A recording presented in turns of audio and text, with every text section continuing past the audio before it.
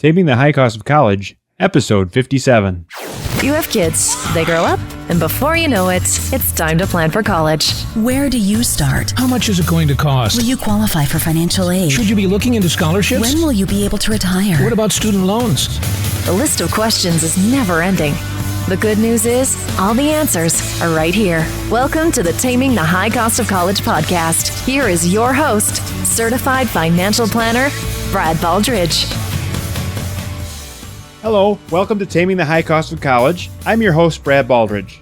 Today we have a great interview with John Feudo. He's a communication expert, he's got a long history in academia, and he's also written some books about communication. Today he's going to talk to us about preparing our students and helping them learn to be good communicators. I think communication is key in excelling at college. It's also important in helping you get accepted to colleges and looking for work and all the other areas that we need to grow in and be a part of. So John's going to talk today about ways that we can become better speakers and ways that we can help our students become a better speaker. He's also the author of a book titled I'd Rather Eat Spiders, which of course talks about communication and how most people are more afraid of the stage than they are about most other things. All right, let's go ahead and jump into the interview. As always, show notes are available at tamingthehighcostofcollege/57. Here we go. All right, today I'm sitting down with John Feudo. He's a speaker and an author and also has lots of experience working in higher education. Welcome, John. Brad, thank you. Before we jump into the topic today, I guess I'd like to learn a little bit more about you. So how did you come to do what you do, and why did you write your books and some of those things?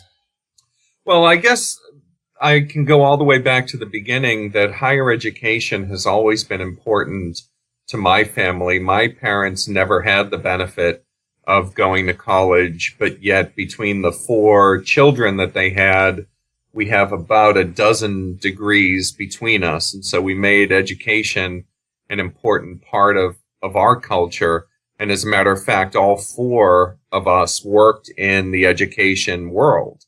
So it's always been important to us, and I've spent the last 30 years in higher education. I've worked at 4 different colleges myself, but I also continue to consult for colleges, universities, private high schools, and other organizations all around the world. And so it's really been a passion of mine as much as it's been a profession. Okay, great. I guess I'd like to focus in on one area of your expertise of yours, which is communication. I'm looking here at a book that you wrote. It's called I'd Rather Eat Live Spiders, A Definitive Guide to Becoming a Successful Speaker. Yeah, the title always gets people. Exactly. Oh, I like it. It certainly gets your attention. My wife, on the other hand, would probably not be willing to read it because of the title.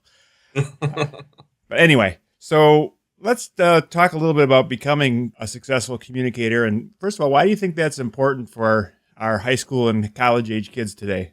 Well, I think, Brad, no matter where you go to school, you're going to learn the basics.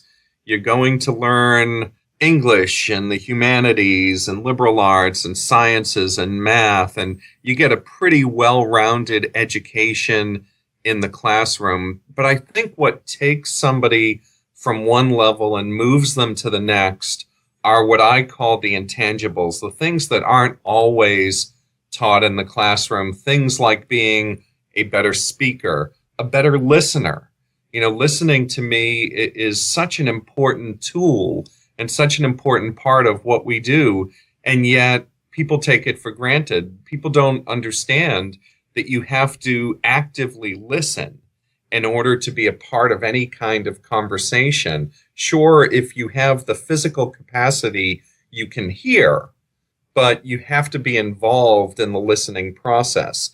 And so I think it's so important for people to be able to understand and appreciate the value of being able to communicate effectively. And so that's what I've been trying to teach and to promote for most of my professional career.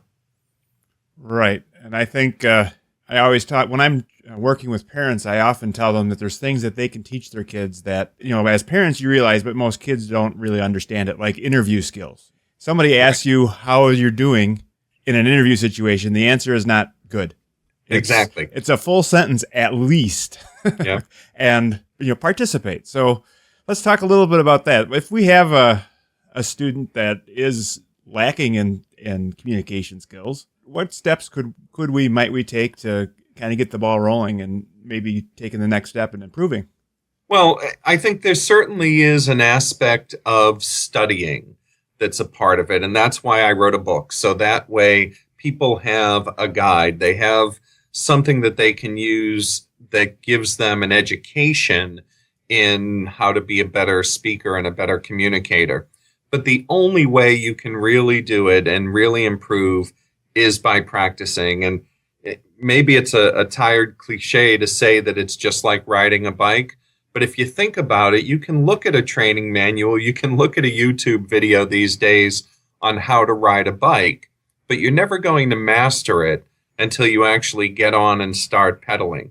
It's the same way with communication, that you can read up on it and you can learn a lot about it, and that's all important to do. But you actually have to get active in the process in order to improve. And so any opportunities that students have, whether it's in the classroom doing oral projects, even just in their day-to-day conversation, to try to focus on how effectively they communicate. Students these days are so used to communicating on a small handheld device. Everything is with their thumbs. It's all about LOL and LMAO and WTH and all of these ways that they communicate now, and it's not person to person. Nobody uses their phone to actually make phone calls anymore. They use it to text. They use it to surf. They don't talk enough to others. But you have to do that because you've got to be able to communicate effectively in order to be more successful. And when I think about just casual conversations with people and how many times we tend to use crutch words or crutch sounds like, at the beginning of every sentence because we're not prepared to speak a full, complete sentence. So I think just in everyday conversation, people can improve and focus on their communication skills. And I've had so many people over the years tell me what a good speaker I am, what a good communicator I am. It's not that I do anything that's different from what anyone else in the world can do. It's just that I focus more on not just what I'm saying, but how I'm saying it. Right, absolutely. So I'm just, again, kind of thinking back to a parent situation. How can you tell if your student is up to snuff if you're not even sure? I mean, is there indications that maybe your student could do better, or is there ways that you can, you get to take the test for college and you get a number. There is no test for communication skills that I'm aware of anyway. So how do you assess it? How do you know that it's even a focus that you should have? Well, you're right. There is no test. And so it's not so much objective as it is subjective. When you're in any kind of conversation with another person, you have a pretty good idea, if you focus on it, of how well that person is communicating. How well is that person getting their thoughts across to you? And so a parent has to be able to focus on it, just as I'm suggesting that the student focuses on it as well. And that's why I spent a little time at the beginning talking about active listening, because the communication process needs to be a two-way street. And so if a parent is listening actively and intently to how their child speaks, then you can offer some suggestions or some thoughts on how to do it better. And that's why there are not only books and tapes and YouTube videos and other things that can help you become a better speaker, but that's why there are organizations like Toastmasters, for example, where you join an organization where the sole purpose is every meeting getting up in front of your fellow club members to practice your speaking abilities. And that's actually how I got started. Although I had a lot of opportunities in high school and in college to get up and speak as part of a drama club or as a part of a school project. It wasn't until a few years after I graduated that I went to work for Toastmasters International at their world headquarters in Southern California that I really started to learn the basics of speaking and then had an opportunity to practice it more and more. And that's what's going to help people get better, is practicing it and then focusing on what they need to do to improve. Absolutely. I always talk about this exercise with parents is, think of your student and then think of 5 of your student's friends. And then think about which of those kids, you have a little bit of rapport with, which of those kids you enjoy talking with. And then usually there's that one kid that you can think of that's like, it's really hard to talk to that kid. I mean, whenever he's around, I try, but it just doesn't work. And if you think that's your kid, and I think that would be obviously be an indication that you need to work on this as well. But that's what I tell people is to assess relative to your students' friends as an example. Right. And a lot of times, Brad, it's really about confidence level that people have. What's really funny about speaking, and this goes back to the title of my book, the reason why it's called I'd Rather Eat Live Spiders is because there are studies out there, and I did one myself, as a matter of fact, when I was doing a dissertation on public speaking years ago. There are studies that say that there are more people who would rather eat live spiders than stand up in front of a group and make a presentation. And yet, every day, we're talking to others. And I'll tell you a quick story. Years ago, I was teaching a class in business communication in Southern California at Saddleback College. And I had a student in my class who, when I looked, there were about 30 people in the class. And I looked down and saw this one guy sitting toward the back of the room. And I thought, I know him from somewhere, but I couldn't quite place it. And he got up and talked to some people, and he seemed to be very personable. Sat down, the class starts, and I asked people, how many of you are afraid of heights? How many of you are afraid of flying? I made a joke about how many of you are afraid to drive on the Southern California freeways. And then I said, now, how many of you are afraid to stand up in front of a group and speak? And there were a bunch of hands that went up, including this one gentleman. And so I called on him because I was so intrigued, thinking I know him from somewhere. So I called on him and I said, okay, so why are you so afraid to stand up in front of a group and speak? And when he started answering me, I stopped him and I said, can you do me a favor and stand up so everyone in the room can hear you? He got up to speak, and he must have gone on for 3 minutes about how when he was a kid, his parents always used to make him get up and recite poetry and sing and act in front of family members, and they would all laugh and say, how cute is that? And he didn't take that as a positive. He took it as a little bit of an embarrassing situation of everybody laughing at him. So he became very frightened about being in front of a group.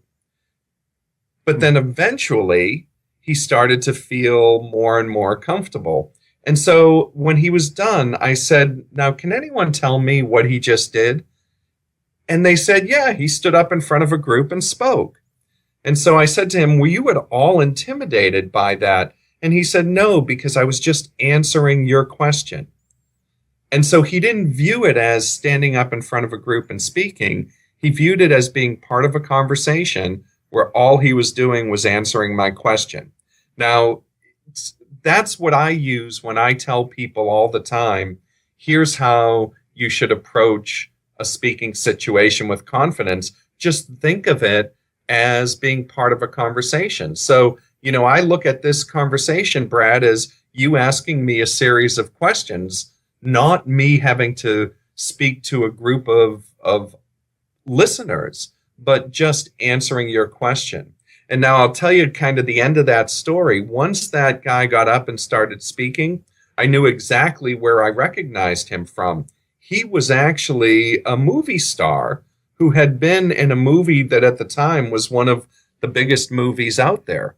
And so after class, I called him aside and I said, "Are you who I think you are?" And he admitted that he was. And I said, "How could somebody who just came from a movie that millions of people have seen be afraid to stand up in front of a group and speak?" And what he said to me was, "When I'm on camera, I'm somebody else. I'm acting. So it's not me, so I don't feel the embarrassment of being in front of people." And I thought that was pretty interesting, too, the way that he phrased that. Right. I think a lot of people can relate to being afraid of speaking. So do you have any techniques or ideas for that student or parent even has that, whether it's rational or irrational, I don't know how you describe it, but that fear of even getting started, even taking that first step and speaking in front of a group? Yeah, I think the first thing to do, Brad, is to get more comfortable and as comfortable as possible just in everyday conversation and starting to focus more on both the content of what you're saying and how clearly you communicate it. Because if you look at every conversation as a speaking opportunity, then you'll really start to develop a better pattern, a better rhythm. You'll start thinking a little bit more about the content. You know, our brains work so much faster than our mouths do. And that's why sometimes we stumble over our words because we're thinking too far ahead. Just try to even it all out and let the flow of what you're saying match what your mind is telling you that you want to say. So if you can start being more comfortable and more confident in your everyday conversations, then you can start building it up more by practicing short speeches. So for example, if somebody asks you what you thought of the British Open this past weekend, and you spend a minute talking about the play of Paul Dunn, the amateur, and then how Zach Johnson came on and took control down the stretch. Talk about that for a minute, and then go back and try to do it for a minute and a half. And then go back and add more to it and talk about it for 2 minutes. So when you can do something like that and start building just a response to an everyday question, eventually you'll find that you're getting up there to 3 minutes or 5 minutes where you're feeling comfortable talking about pretty much any topic that's asked of you. And that's the other important thing too. And this is one reason why I encourage people to feel more confident as speakers. You will never be asked to get up and make a presentation on a topic where you have no knowledge. You know, you've invited me to join you today to talk about communicating and how college students and how their parents can focus on being better communicators. You're not asking me to talk about nuclear science. You're not asking me to talk about the Middle East. You're asking me to talk about something that I have some knowledge in, and also that I've had some time to prepare thoughts on. That's the same way with everyone. If you're getting up in front of your college classmates to speak on an oral project in one of your courses, it's a project that you're going to have time to develop. And so you'll be able to speak more confidently as a result. Right. I think I would agree with that. When I'm prepared, when I'm talking about my expertise, college planning or other areas, it's a whole lot easier than anything else, obviously. Right. And that's where you focus your time and your attention, just as anyone else who is asked to get up and make a presentation will have the time to talk about it, to think about it, and it's part of their knowledge base.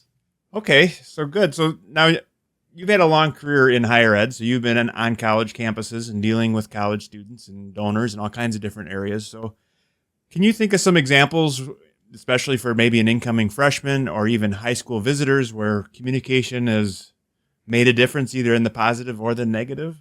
Well, certainly in the social scene, I think the college social scene is so important because that's what really helps you develop who you're going to be for the rest of your life. It helps define who you will become. It's not so much who you are, because that was your parents' job to help you grow into the person that you are now. But college helps you become your own person, and you'll learn things that you've never learned before about life. You'll make lifelong friends. So take advantage of all those opportunities so that way you can get involved in some of the social activities, join a club, join an organization where you have an opportunity to get some leadership activities and some leadership roles.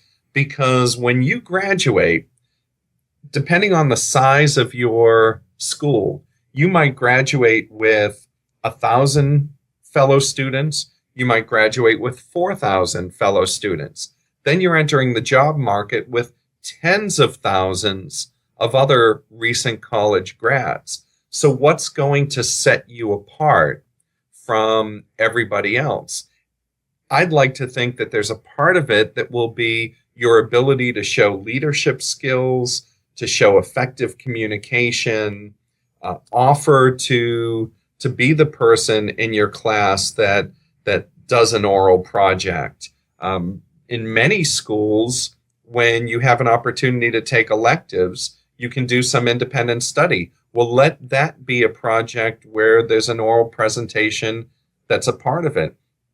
Because one of the things that I found to be really interesting when I was researching for my book was that if you asked 55 corporate executives, and this was a study that was done in Los Angeles back many years ago, 55 corporate executives were asked what was the number one reason why they promoted their employees. And of the 55, 54 of them said good speaking skills was why I promote from within. And the only person who didn't have good speaking skills listed first had it listed second after good writing skills. And so when you hear those kinds of statistics, what that says to me is the better you are at communicating, the better the chance you have to get a leg up on all those other college grads that are coming out of school the same time that you are. Right. So as part of, you being on the college campuses, do you find that some students do better at it than others? And why do you think that is? I definitely think there are some who do better than others. And it's really about making the commitment to do it and feeling comfortable in it.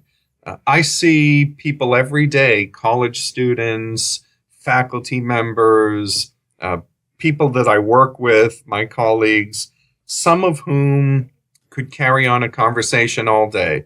They're personable, they're outgoing, they're easy to talk to, and they speak easily, so they're comfortable in any kind of environment. I've seen 20-year-old college students who show no fear, no sense of intimidation when they're talking to a university president or a university administrator or a multi-million-dollar donor. As a matter of fact, in my college career, a lot of times we would bring students to events where there are donors present because the donors love to connect with students. And if you have students who are comfortable in that kind of environment, they can really help your cause. So I think there are a lot of people who feel comfortable enough to be able to do it. And that's really what it's all about, is whether or not you have the comfort level to be in that kind of a situation. And that already gives you a better shot than others maybe at some level of success, because you are a better communicator. And so potential employers appreciate that. But then when you can actually hone your skills and become better at it, and not just feel better about it, but when you can actually practice and think about how to be a better speaker, read books and figure out how to do things a little better, you will then become a better communicator. And I think those are the kids that become more successful when they graduate from college. Yeah, I would agree with that. Just in my experiences dealing with students as I'm doing their college planning. And I don't spend a lot of time with the students, but very quickly when you meet a student, you can you get a feel for, well, this person is able to communicate well and will probably leverage that with a good education and go a long way. Well, and when you think about it, your ability to communicate more effectively opens up all sorts of new career possibilities for you. Right. So let's talk a little bit about writing then as well. So we've talked a lot about speaking. Is writing an art form that's on its way out, or do you think that's important as well? Well, it certainly isn't as important as it has been in the past, just because of the fact that people communicate in such short sound bites these days. And as I said earlier, in letters as opposed to full words. But I kind of approach it as, if you can speak, you can write.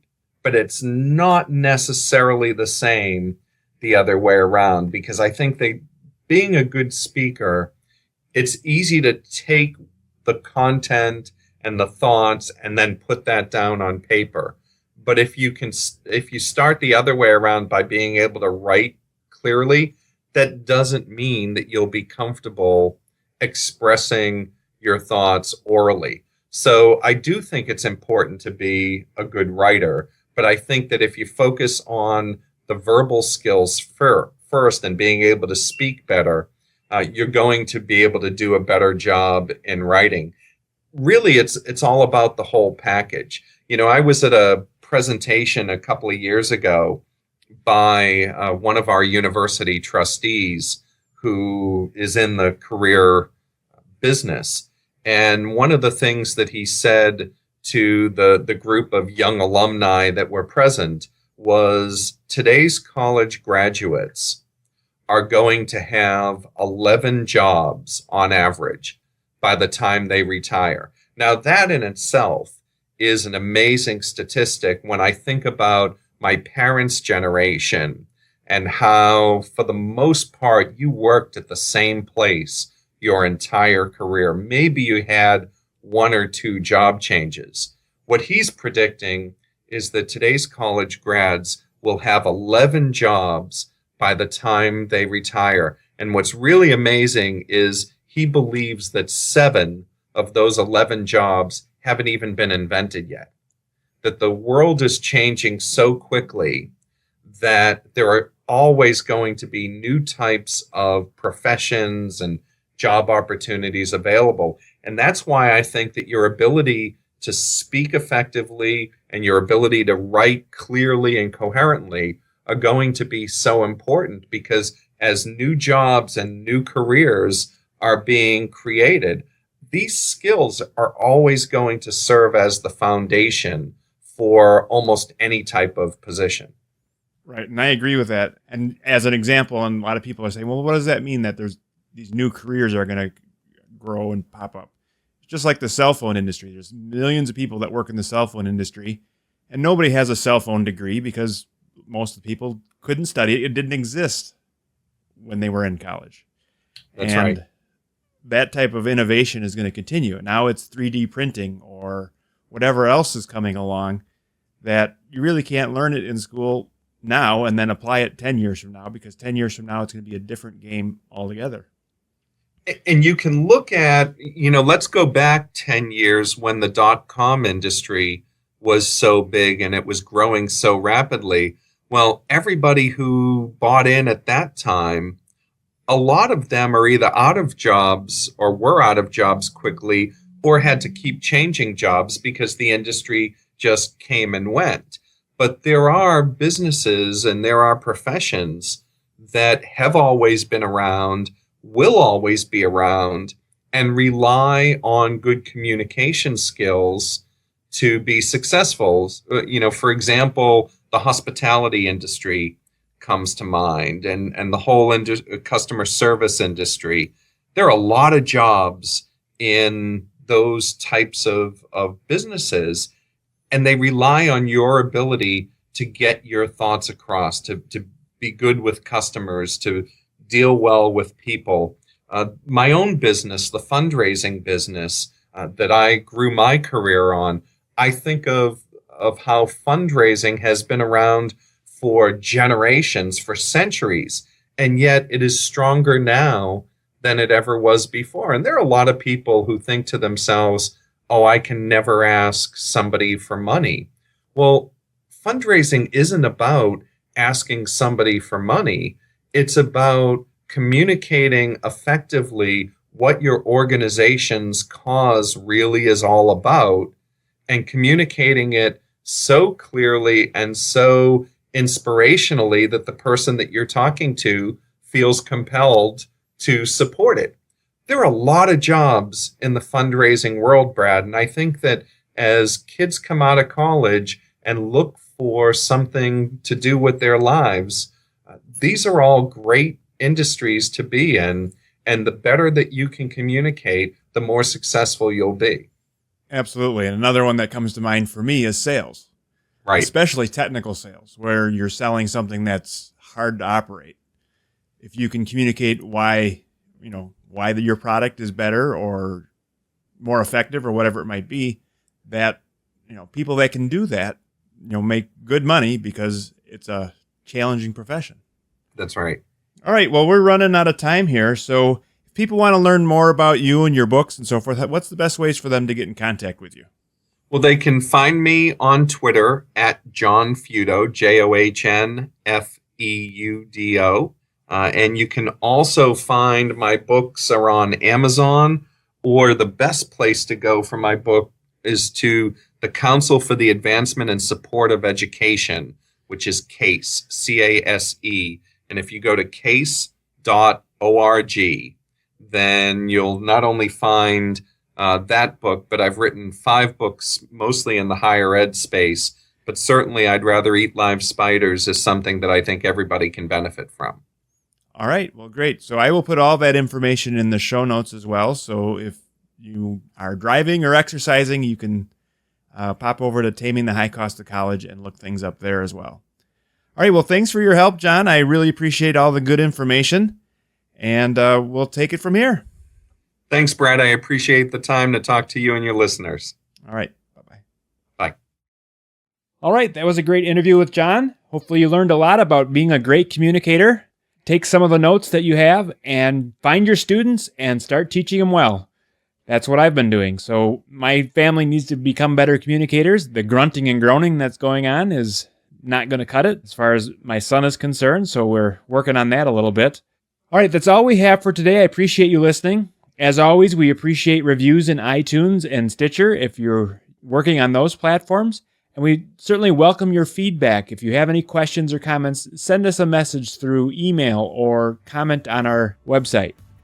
All right, that's all for today. We'll see you next week. Thank you for listening to the Taming the High Cost of College podcast. Now it's time for you to take action. Head to tamingthehighcostofcollege.com for show notes, bonus content, and to leave feedback for Brad. The next step on your college journey starts now. Brad Baldridge is a registered representative of Cambridge Investment Research and an investment advisor representative of Cambridge Investment Research Advisors, a registered investment advisor. Securities are offered through Cambridge Investment Research Incorporated, a broker-dealer and member of FINRA and SIPC. Brad owns 2 companies, Baldridge Wealth Management and Baldridge College Solutions. The Baldridge companies are not affiliated with Cambridge Investment Research.